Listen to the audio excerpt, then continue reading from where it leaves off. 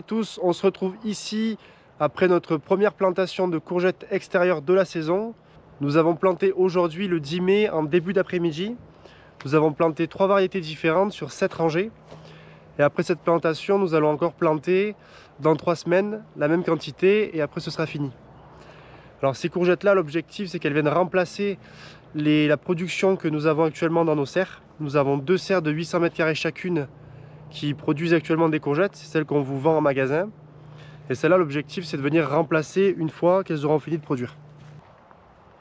Comme vous le voyez, après avoir planté, nous avons disposé du P17, qui est la même bâche fibrée que nous avions mis sur nos plants de fraisiers pour les protéger du froid. Cette bâche fibrée, elle a exactement la même utilité que le plastique que nous disposons sur nos melons. Ça nous permet d'avoir un effet de serre pour qu'il y ait une meilleure croissance des plants, les protéger des intempéries, du vent, des nuisibles et des insectes. Mais la différence, c'est que le P17 est un petit peu plus aéré que le plastique. Après avoir fini de planter nos courgettes, nous sommes allés éclaircir nos arbres fruitiers.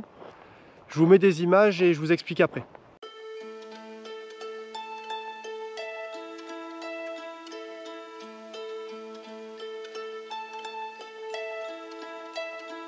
I've been drinking water for some time, picking up the parts of all my life. Didn't get to solve it this time. How am I to break apart? Don't tell me why we can't collide. Nowhere to run, nowhere to hide. Don't you feel it? Don't you feel it? On the break of dawn, I'll follow you to carry on.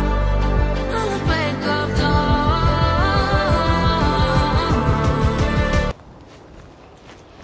Alors l'éclaircissage, c'est quoi? L'éclaircissage consiste à enlever une partie du surplus des fruits qu'il y a sur les baguettes que nous avons laissées précédemment pendant la taille d'hiver. C'est-à-dire que de janvier à la mi-mars, on taille nos pêchers.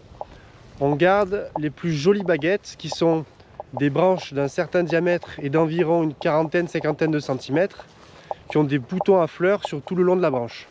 Ça, c'est ce qu'on appelle une jolie baguette. Cette jolie baguette, les boutons à fleurs vont se transformer en fleurs qui eux-mêmes vont se transformer en fruits. C'est pour ça qu'on appelle ça une jolie baguette.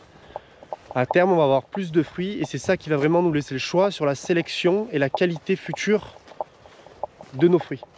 Cette année, nous commençons seulement en ce début mai pour la simple et bonne raison que nous avons gelé une grande partie des vergers, autant sur les pêches nectarines que sur les abricots. Le gel, qu'est-ce que c'est? C'est à la fin de la floraison de l'arbre fruitier, le petit fruit commence à apparaître. Et ce fruit, à partir de moins 1 degré, il brûle avec le froid et il tombe.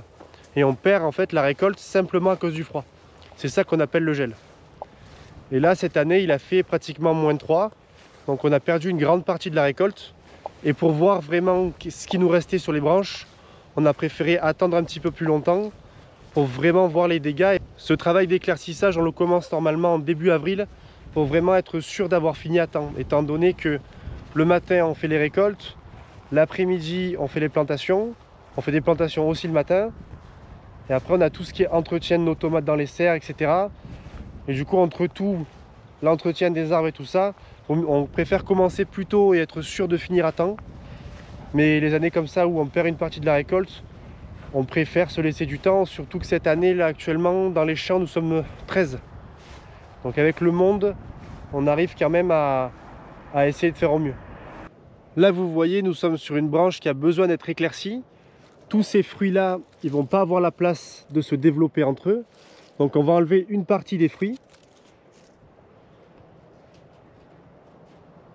jusqu'à en laisser 5 à 6 sur la branche pour leur permettre d'avoir vraiment la place de se développer. Ça va leur permettre également d'avoir la meilleure qualité gustative en termes d'arôme et de sucre possible. Tout ce travail là, c'est un travail qui se fait entièrement à la main et on passe vraiment chaque baguette qui a été laissée pendant la taille, eh bien on passe à la main pour enlever le surplus de fruits qu'il y a dessus. Là vous voyez, une fois que c'est éclairci, on a laissé une pêche d'un côté, une pêche de l'autre, pour qu'elles aient bien la place entre elles de pousser.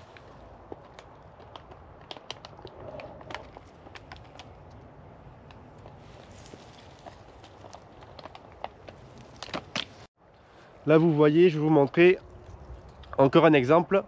Là si on laisse tout ça là, les fruits vont vraiment être tout petits et vraiment pas bons, quoi. Je vais vous le montrer.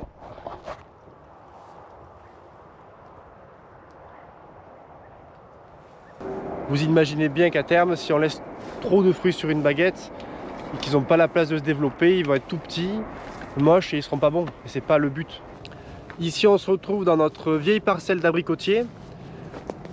Pour ce qui est de l'éclaircissage, ça reste le même principe, à la différence que les abricots poussent sur les rameaux et pas sur des baguettes, et que le fruit final est plus petit. Et après c'est le même principe. La grosse différence qu'il y a, c'est que si on laisse trop de fruits sur un abricotier, l'abricot va alterner. Il va en faire énormément cette année, et l'année prochaine il en fera très peu. Ce qu'on appelle l'alternance. Donc c'est à nous, s'il y a des fruits, de vraiment pas trop en laisser pour avoir une longévité dans la production en termes d'années. Nous, l'idéal, c'est d'avoir des abricots tous les ans, pas d'avoir énormément d'abricots une année et plus après. Malgré qu'on ait gelé les 3/4 des abricots, je vous ai trouvé quelques branches pour vous donner un exemple.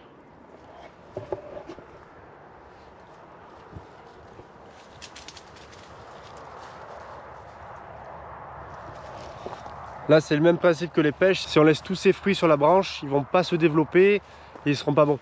Derrière moi, nous avons notre jeune parcelle de pommiers d'1,5 hectare qui est rentrée en production l'année dernière.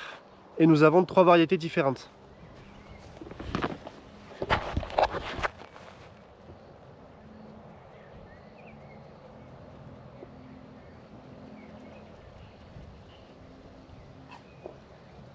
Pour ce qui est de l'éclaircissage des pommiers, c'est complètement différent. C'est un éclaircissage qui est chimique. Ça permet aussi de comprendre pourquoi est-ce que les pommes sont moins chères à l'achat que des abricots ou des pêches. C'est l'une des raisons.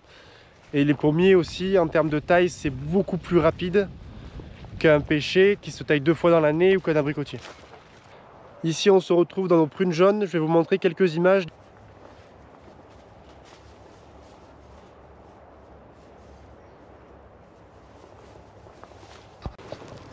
Pour ce qui est des pruniers, il arrive également qu'on passe quand vraiment les arbres sont surchargés de fruits. Je vais répondre également à une question qu'on nous pose de temps en temps en magasin quand arrive la période de récolte des prunes.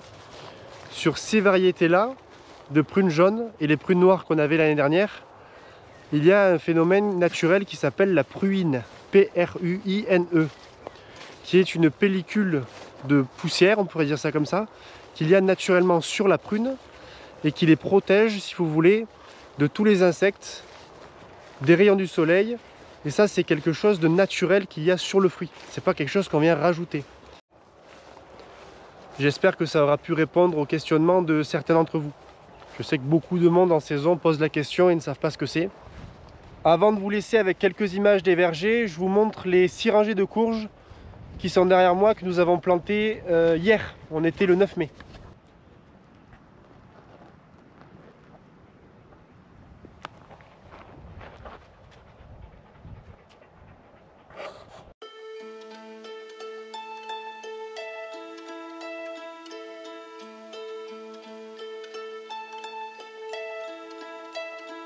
I've been treading water for some time, picking up the parts of all my